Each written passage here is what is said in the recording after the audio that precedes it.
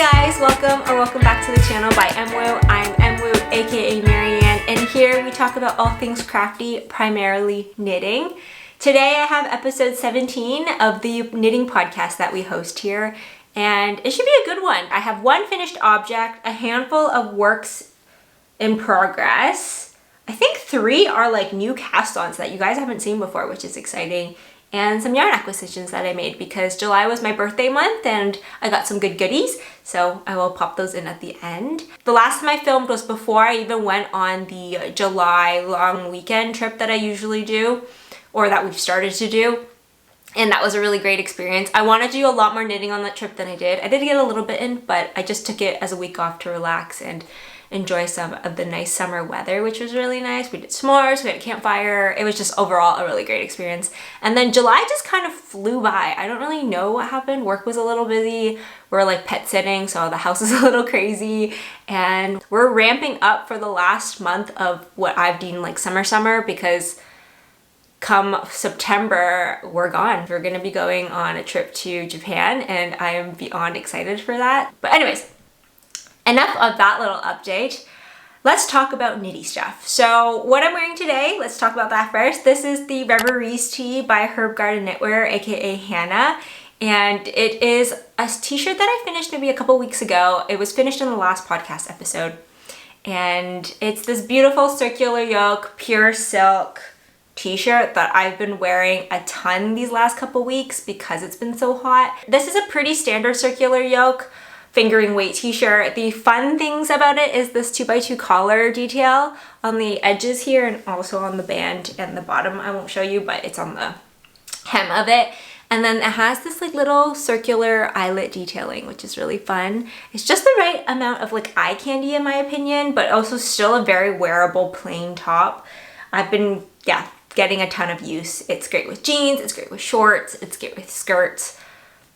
I cannot recommend it enough. It was a really fun knit too because it's mostly like in the round minus like a little bit of short row shaping, and I got to test knit this. So the pattern officially came out maybe like 2 or 3 days ago and it's out in the world if you guys are interested in checking it out. I highly recommend. I had a great experience test knitting for Hannah and I love this garment so much. I've been wearing it a ton.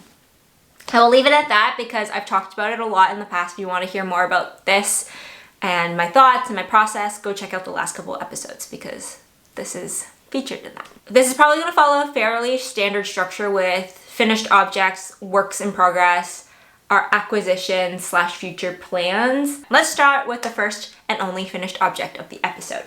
And that is the Stickless Season Sweater by Rebecca Clow. I finished this honestly 3 times over the course of the last couple weeks, and I'm not entirely sure if it's completed yet. But before we get into the details of that, let's give you the logistics of it. It's a drop shoulder, DK weight sweater that Rebecca Clow released last fall, I believe. And the original pattern features this really pretty like texture on the yoke, which is why she calls it the stick season sweater. I made a stickless version, i.e. a version that is just stockinette. I didn't do the texture.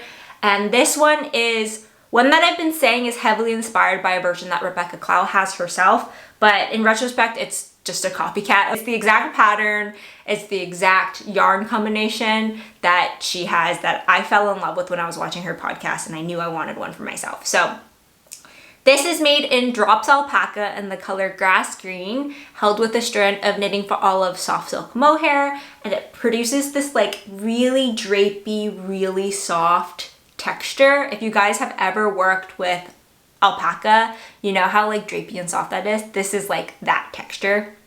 Features of it include also this really chunky 2x2 rib for both the collar. The cuffs are just a standard 1x1, but the bottom hem does have a 2x2 ribbing. It overall is a really lovely sweater. Now, for my specific experience, like I said, there's like mohair flying around everywhere. I finished this 3 times. I had casted it off the first time, and the problem with that one was that the second sleeve that I did was too big. I casted on too many stitches up the armhole, which I failed to resolve. I was doing the decreases, so the whole sleeve itself was about a couple stitches too large versus the first sleeve. I frogged it because it was bothering me. It was one of those ones that when I asked other people, they said they couldn't really see it unless I told them, but it felt off to me. Like the way that one of the sleeves was like bunching was a lot different than the other one because of the excess fabric. So I frogged that one back and I started again. Maybe I only finished it twice, but anyways, this is the second time that I finished it, which I think I'm fairly happy with it. I did end up going back all the way to the beginning of the sleeve, resolving them. They seem fairly like symmetrical now, except when I wear it, maybe it's my body shape. There's still something a little off about the second sleeve. Not so much that like really irritates me, but it's like in the back of my mind.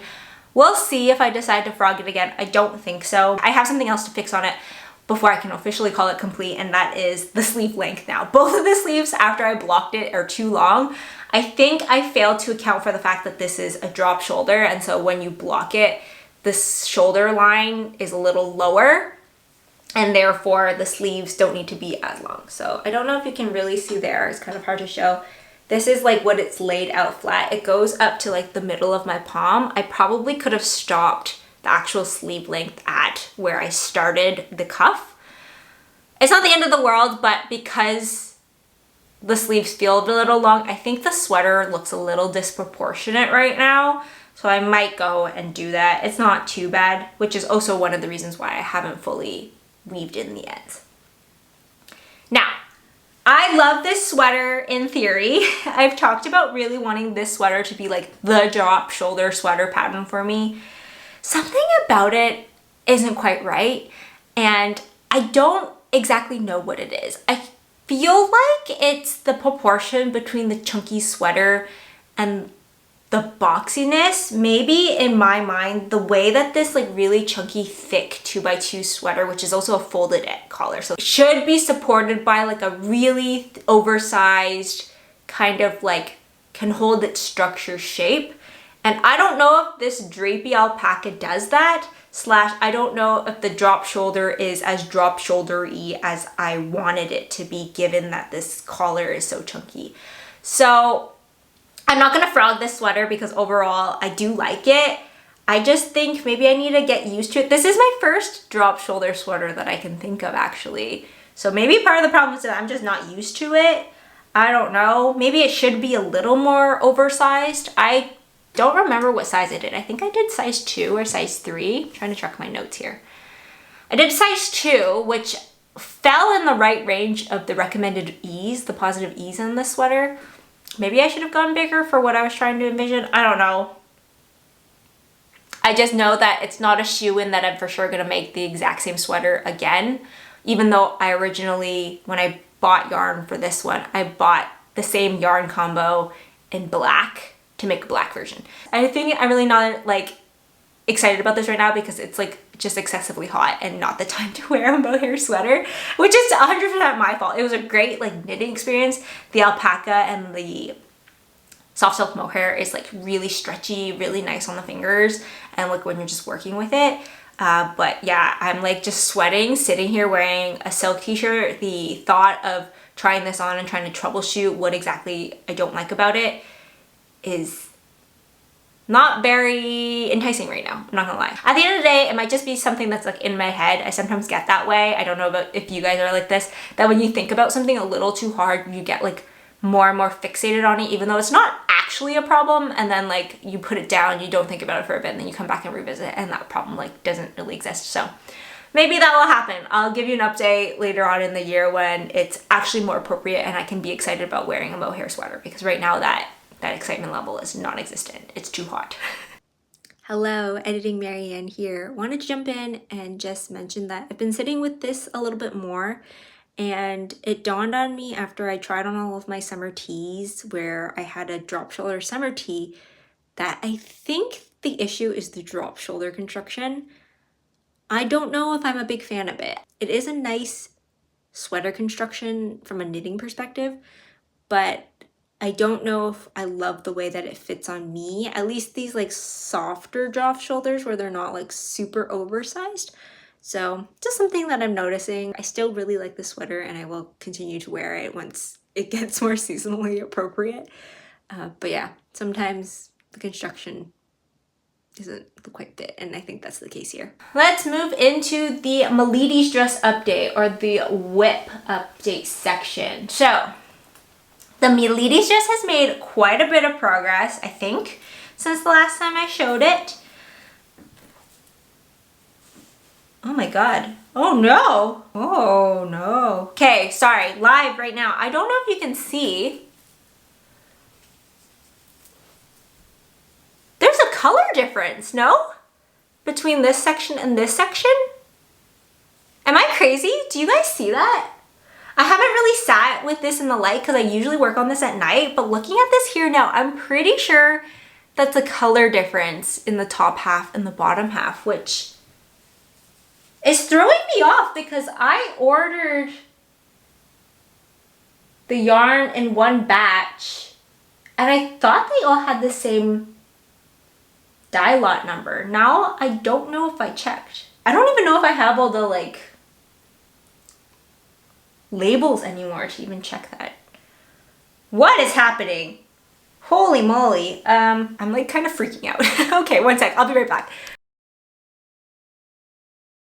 Okay, hello, we're back. I wanted to go check the dye lots that I had.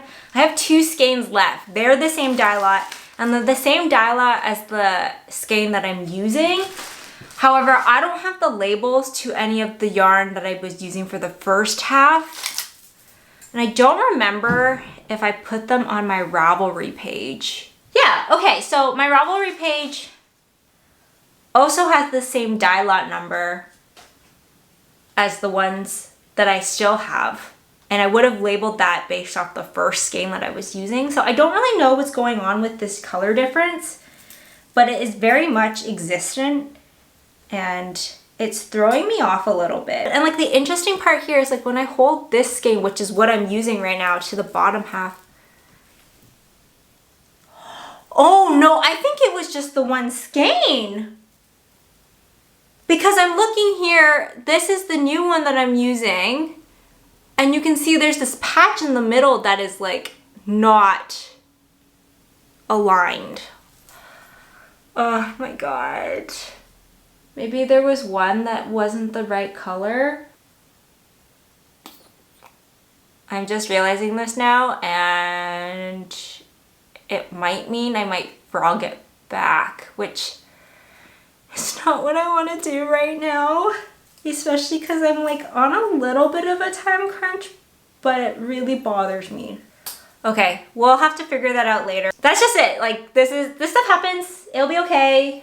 It's just a lot of work that I've done because that's like a good couple weeks of work. And that really derailed this section. I'm sorry. Okay, let's bounce back a little bit and start kind of over. This is the Melides dress. I've made quite a bit of progress, as you can see. We'll figure out that color changing section later. It might kind of mean that I'm a little further behind than I thought, but this is a test knit for Inês, and she is updating her Melides dress pattern. She released this one, I believe, a year or so ago, and it's a made-to-measure dress. Make to measure it based off existing measurements, and so she's expanding the existing measurements so that it has a more inclusive size range, which I think is great. And she's also updating some things to make things a little clearer, and so she's doing a second test knit.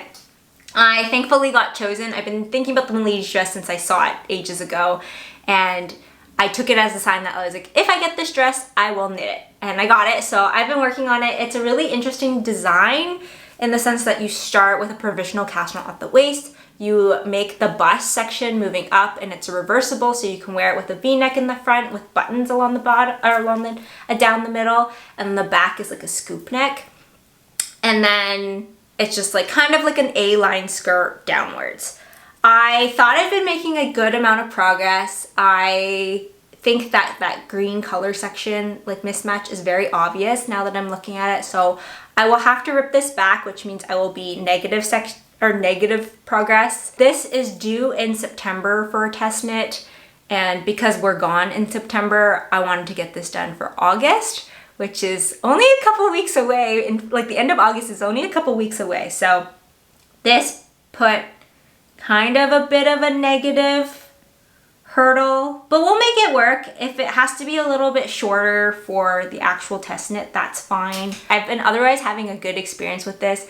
The pattern is very detailed and it is not complex, but very intricate.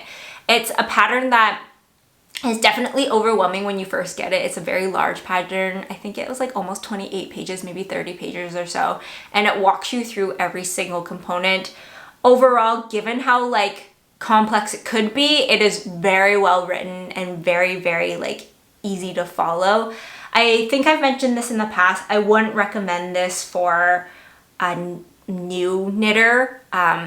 It doesn't necessarily have anything hard in terms of techniques in it, but it is a lot to keep in mind. There's a lot of moving parts at certain times, and I think there's definitely a benefit of having some knitting experience and some garment making experience to know how to match what she's asking you to do and what you physically have to do together. That being said, if you have a little bit of confidence and some experience under your belt, I definitely think this is a great pattern for you to do. Anybody who buys the pattern now or has the old pattern will get the update when the update comes out. So if you're interested in starting now, you can by all means, if you want to wait till the update comes out, that's also an option too. Something I will mention, this is in the recommended yarn. This is the Knitting for Olive Pure Silk. I'm using the olive color and it's a beautiful color. I think it's like gorgeous. The Knitting for Olive Pure Silk, it's a hard yarn to work with in my opinion. Some people complain that it's really splitty. The splittiness isn't the problem, it's the friction level of silk. I find that because it has no stretch and it's quite like rough. Not in the same way that rustic wool is, but it just has like a lot of grippiness to it. I get a lot of friction on my tension finger. So I need to take a lot of breaks. And I think that's what's freaking me out in terms of progress on this, because the amount of time it takes me to do that section that I will need to frog now is not an insignificant amount of time. And then the extra time crunch of me going away. I'll just have to sit down after this podcast and kind of sort that out. But that's the update on the Melides dress. Overall great. I'm getting a little mentally derailed by this finding that I just had, but I'm glad I found it now because I only just added this recently, and I'm glad I didn't find this at the very end, which would have been even more detrimental. So a blessing in disguise. Thank you guys for the podcast because I wouldn't have noticed it otherwise. I haven't noticed it now. I'm gonna double check moving forward all the yarn color lots that are dye lots that I have. Let's move on to the new cast on works in progress. I have two that have been casted on, and then I have one that I've like kind of been planning for. I made a swatch for. So we'll start with the one that was mentioned in the last podcast, and I didn't make as much progress as I thought I would until now. It's been a little bit on hold, and that is my self draft. So I have to be careful because this isn't on any needles actually, because I'm using the needles. Well, I was using the needles for my Stickless season sweater, but I guess I could put them on here now. But this is all I have for my self-draft t-shirt. In the last podcast episode, I talked about how I bought this beautiful silk superwash merino blended yarn from the Lab Fibers, which is an Ottawa-based dyer. And it's this really pretty like off-white with some brown speckles and some colors. I don't know if you can see, that's a little blown out. I adore this yarn so much. It's so like, ooh, dropped it. I adore this yarn so much. It's so silky and soft, and because it has wool in it, it's still pretty elastic and really nice to work with. One of my goals this year was to knit a self-drafted something. I thought I've had a lot of thoughts in my head in terms of self-draft. Like, hopefully if this goes well, I might kick off like a self-drafting bug. That being said, I've only started the back yoke here. It's not very impressive. I kind of put this on hold when I was kind of like, I should probably prioritize my Melides dress, which then got derailed because I casted on a couple more things, or I was like planning for some more projects, but this is the progress that I've made. It's not too impressive. I am on the back yoke right now. My goal is to get it down to where I can like cast on the front yoke so that I can get the sleeve holes like made, but it's a really pretty fabric. Something that I kind of have stopped, and I might end up frogging all of this and restarting, is I am doing alternate skeins because it is hand dyed and I don't want pooling of the speckles. And so right now, because I'm knitting this flat, I've been alternating every 2 rows. The plan once I got into the round was to alternate every row via helical knitting, and I was reading somewhere that sometimes when you do different alternating rows, you can get different patterning because it pools differently depending on the sections. The recommended strategy is to alternate at the same frequency throughout the pattern. So if that's the case, I probably want to do alternating every row even while doing it flat. And so I think I'm going to frog this back and kind of start over. I haven't made too much progress now, so I'd rather do that now and set that up before getting to a situation like the Melides dress and finding out that something's not going the way that I want. I'm trying to embrace frogging a little bit more than I have historically. I'm not a big frogger. I don't typically like it. I don't enjoy it. I feel like it's like negative progress. However, I think that's a bad mindset to have, especially when it comes to like making stuff by hand, because it's just part of the learning process. It's part of the making process. And so I'm trying to be a little bit better about like, okay, if I'm gonna frog, I'm just gonna frog. It's just part of the process, you know, just like casting on is part of it, knitting, stockinette, flat, whatever is part of it. So yeah, not a huge update on this. I do really like the fabric, so I'm really excited to get going on this. I have all my like skeins wound up in here, and I will work on this eventually. It is a priority that I do want to have and keep in mind, but not a high priority right now given other things going on. I will say I need to be in a specific mood to work on that, because I do find self-drafting, even if it is like in a part where you're just knitting stockinette for X inches or in the round for X inches, a different kind of mind consuming. I think I need to be in a specific mindset to be working on it and have the energy, because it is more mentally draining, in my opinion, to work on that one than to just follow a pattern that already exists. That one's just kind of like, yeah, someone's already thought about all the details for me. I just gotta implement it. This one's like, I gotta think of the details and implement it. So a little bit more mental energy from my perspective. The next whip that I have to share is one that has been my more focused project for the last couple days at least, and I got it to a place now where I'm happy to put it down to work on the Melides dress, so I'm happy about that. But this is the Soufflé by Laura Penrose. Now, if you guys have been a long time watcher, you know how much I love the like Soufflé collection that she has. I've made the summer Soufflé. I have a pink version with a ruffle that is like my go-to t-shirt for the summer. Maybe not right now because it's a little warmer than that range, but like any other summer day, I love that shirt. And I recently just finished actually another version of the summer Soufflé without the frill in a blue, which actually, now that I'm saying, that one's actually my go-to. I've worn that one so much since casting off. It's just such a pretty color. It's so wearable. I love everything about that shirt. It's probably like my favorite shirt that I've made in the last little bit. But I've been wanting to do a souffle. It's like a mohair blouse. It's like the original one that like kicked off the Soufflé collection. She has a whole bunch in the collection. She has the souffle, which is like this blouse mohair one. She has the summer souffle, which is a cotton merino blend DK weight t-shirt. She has a chunky souffle that is like more of the sweater, and then she has like a souffle junior for like little kids. So this one is the souffle, and it is, as described already, a mohair blouse. It's a lot more airy, it's a lot more flowy.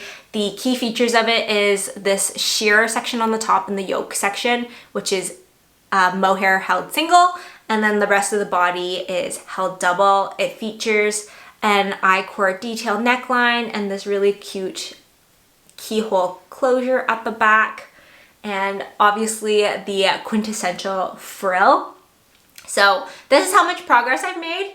Since you haven't seen this since the last podcast episode because it didn't exist, I think that's like a decent amount of progress. I started this because when I casted off my stickless season sweater, I wanted another DK weight, like animal fiber, to kind of counteract the kind of intense hand needs of the like pure silk from the Melides dress. And so yeah, I've purchased this yarn for a while. This is Sandnes Garn Tin Silk Mohair in the color Rose Putta, something like that. I don't remember the exact name. And I don't have it written here, so I'll put it on the screen. But it's a really beautiful, like dusty, pale pink that I was a little worried it'd be like pretty close to skin tone, but when I was wearing it the other day, it's just so fun and feminine that I really, really am enjoying it. Something so far about it that makes me kind of a little like anxious is it doesn't have any short rows, so the collar is like the same as the front and the back. I tried it on yesterday. I think it will be okay, but I'm a little worried that it might be a little close to the collar line. And then two, I think the yoke, in my opinion, is a little deep. So it's similar in terms of the summer souffle where the yoke starts where the ruffle is and it goes like along the shoulder and around the back. But it makes me wonder, how do you wear like a bra with this? Because if this top section's kind of sheer and you have like any kind of like triangle shaped bra or like curvature up here, like it would show, would it not? Would you wear a shirt underneath, which I feel like kind of also defeats it? I'm not entirely sure. We'll see how it is. The point of making this was for the Taylor Swift concert in November. I wanted to make a long sleeve version. I don't know if I have enough yarn for that, and so I strategically did this in like not in order so that the last bit of yarn I can just make, I divide in two and put one on one sleeve and on the other. So the body's all done, the frill is all done, the collar line's all done. I just need to do the sleeves now, and I'm just gonna knit until I run out of yarn. Overall, it's been a really enjoyable knit. I just think construction-wise, there's been some things that I would have done differently had I thought about it a little bit more. And I still think it's a fun shirt. I think it will be such a fun like frilly shirt for, it'd be great for Valentine's Day or something like that too. But anyways, now that this, oh no, I'm like losing all my stitches. I'll fix that later. But now that this is in this position, I'm probably gonna leave it and set it aside until the Melides dress is better worked on, because I don't have a deadline for this one. I kind of have like a November deadline, but it's in a place where I think it'll be okay. And I bought some yarn, which you guys will see later, that I think might be more Taylor Swift appropriate. I saw it when I purchased it and I was like, you know what? That might be like a really fun Taylor Swift sweater color, because it's just pastel-y and bright and fun. My vibe for this one, for thinking about Taylor Swift, was like the lover vibe. Sorry, I'm like picking up my stitches off screen so I don't lose them. This is a good backup if I do decide to go with the other option and don't have enough time, but we'll see. We will see. And then the last little, like, it's not really a work in progress because it's not really in progress, but I do have a swatch to show with you, and this is for the Irene top. So I made this swatch a while ago because I debated about casting this on. Once I kind of made the swatch, I was like, I think I'm gonna hold off, because this is a linen based yarn and it's has a similar characteristic as the pure silk. So I'm kind of like, I don't know if I want to do a linen and pure silk garment at the same time, but this is the swatch. It's really quite drapey and really pretty. I love this blue. This is for the Irene top by Sari Nordlund. I featured this in my like summer knits planning video. It's a really pretty like tank top styled top that has like increase, decrease shaping, not shaping, but like design on the bust section, which is really pretty, and this all over textured detail. The yarn that I'm using for this is Derirum Natra. I'm probably butchering that, in their Agone, I believe, yarn.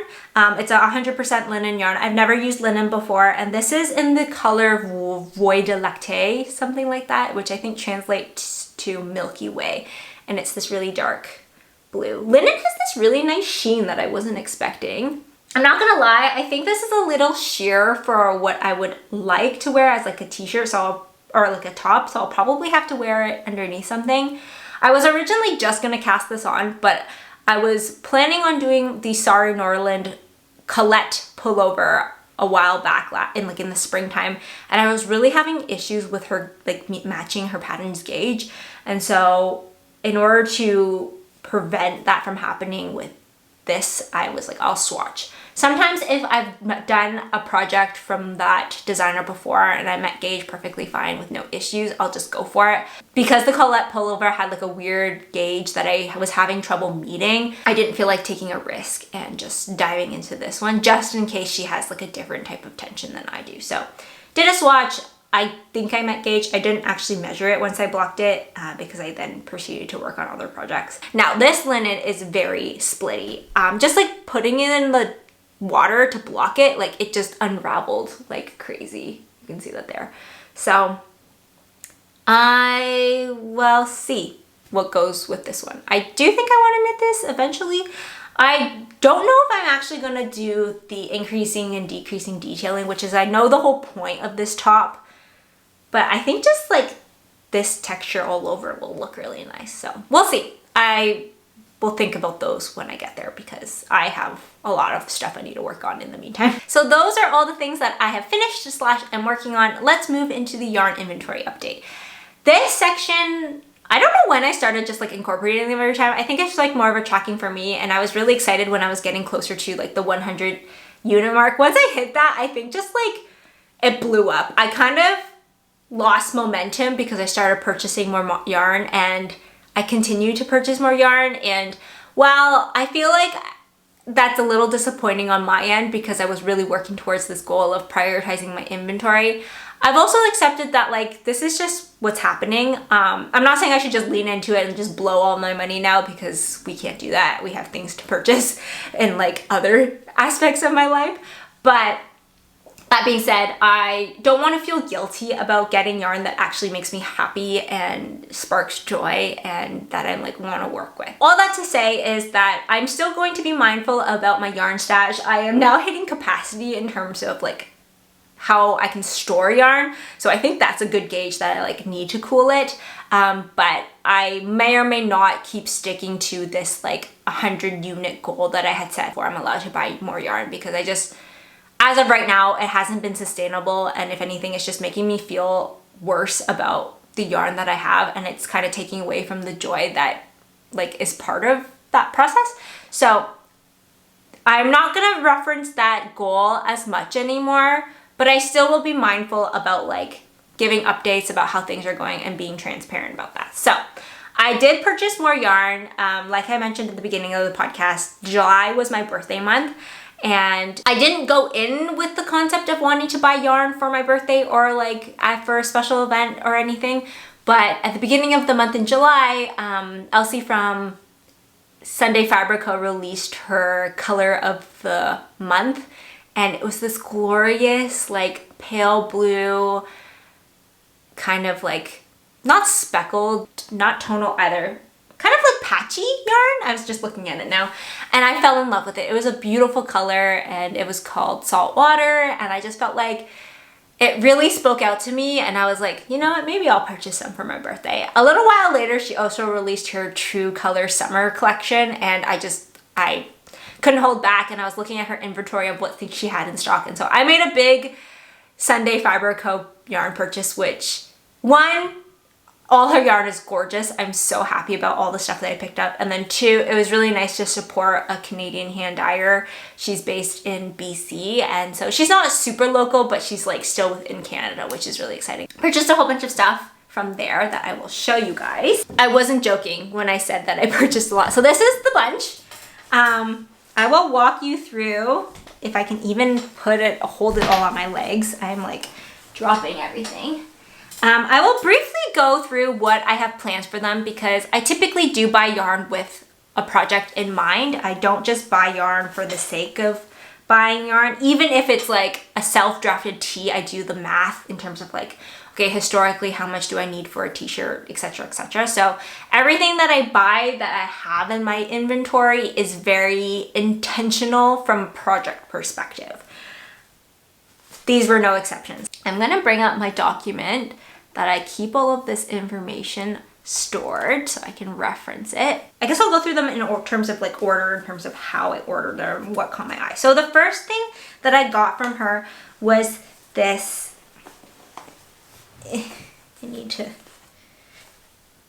this really pretty blue yarn that I was talking about. This is the colorway of the month that I was just mentioning, and this is in Saltwater. This gorgeous pale blue with a little bit of like white in it. I just love it so much. And this is in Nimbus Siri, which is a 74% baby Sari alpaca, 26% silk, single ply lace weight. You get 300 meters for 50 grams. And I bought 4 skeins. Are these, I think these are hanks, 4 hanks of yarn to make a full like fluffy sweater. My plan is to hold this with Drops Alpaca in this, the off-white color. I think it's color like 100, to make like a DK / sport weight sweater.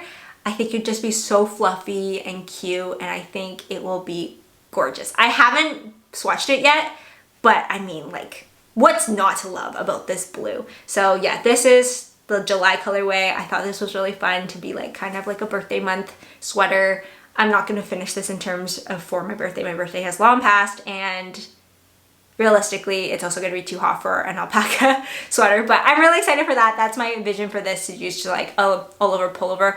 I haven't decided if I want to do like a pattern that exists or a self-drafted pattern, but I'm thinking self-drafted, and I love it so much. Next up was in relation to her True Color collection. So she had some really pretty like bright colors. Some of them are a little outside of my personal comfort zone, even though they were really pretty. And then I really liked some of the yellows that she had created, but I don't personally like wearing yellows. So I picked up this like muted red. It's not muted as in like it's like more pink tone, but just like not super bright. This is called Brick Wall. This is in her Barefoot Organic Sock, which is an 80% organic merino wool with a 20% recycled nylon. It's a 3-ply fingering weight. It's a little bit on the heavier side because you get 384 meters for 115 grams, which makes this really plumpy fingering weight, and that color is to die for.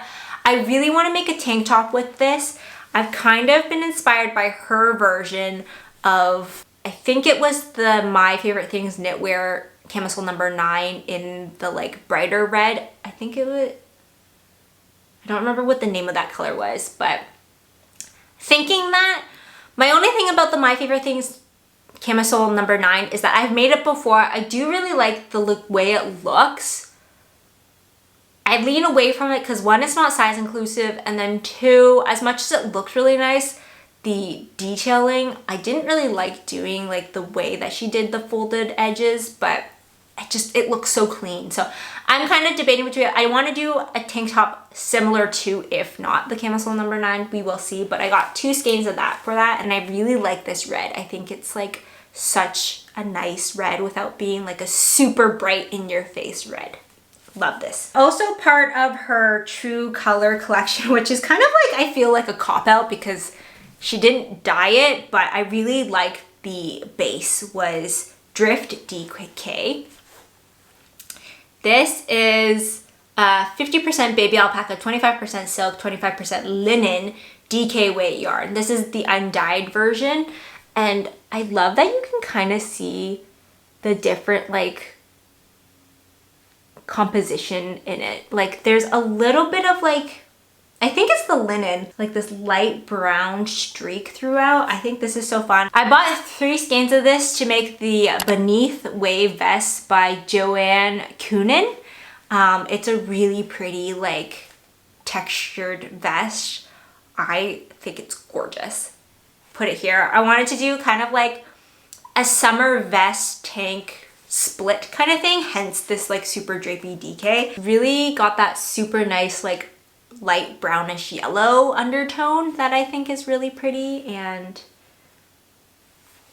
it feels really nice. This one's probably gonna be a really nice like drapiness.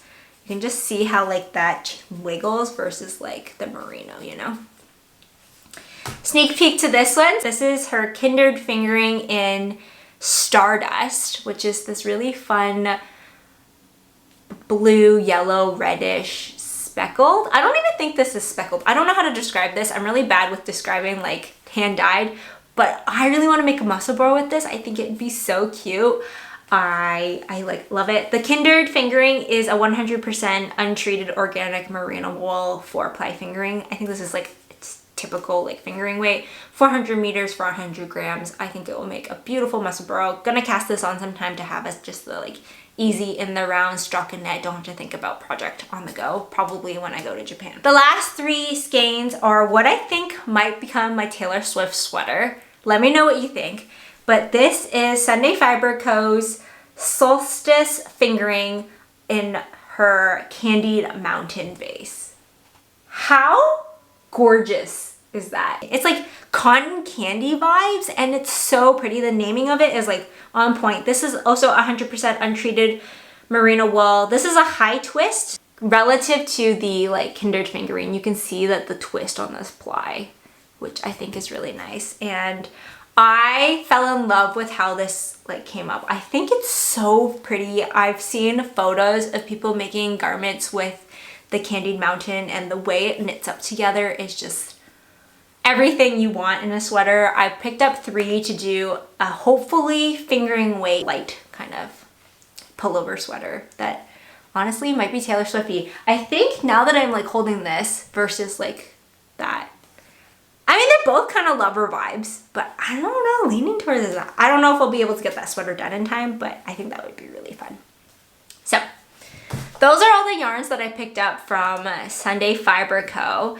Let's do the number part of this update. When we're looking at my yarn stash, I don't remember where I was, but at the end of June, so the beginning of July, we started with 180 units. 11 units went out in July for various projects. Which meant we finished July with 169 units, and that means we started August with 169.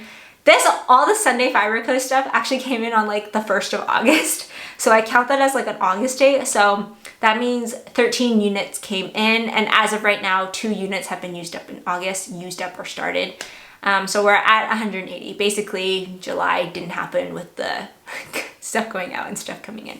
So that's where we're sitting in terms of my stash right now. I am so thrilled. I really want to cast on all that stuff, but now knowing that I have the Melides dress to deal with, we'll probably withhold for a little bit because we need to work on that. But that is all I have for you guys today. I feel like it was a very rambly one. I know we had a little bit of like an emotional roller coaster for the Melides dress. Thank you for bearing with me as I kind of like live emotionally coped with that realization. I'm really excited about the next couple weeks and how that will happen. I know that I'm going to have to focus on the Melides dress, but hopefully we'll be able to cast something else on also in the meantime. We will work through and push through and see how that goes. Thank you guys so much for watching today's video. I hope you guys enjoyed it. Let me know what you're working on and if you have any plans for the last couple weeks of summer. It's kind of crazy to think that like September is starting soon. I know we just started August, but like also like September's gonna start soon, and I don't really know when this video is gonna go up, so it might be close to September time, but it's kind of crazy. I feel like this year is flying by. I hope you guys enjoyed today's episode. Thank you so much for watching. If you guys enjoyed it, please give it a thumbs up and hit that subscribe button if you want to see more content like this, and I will catch you guys in the next one. Bye for now.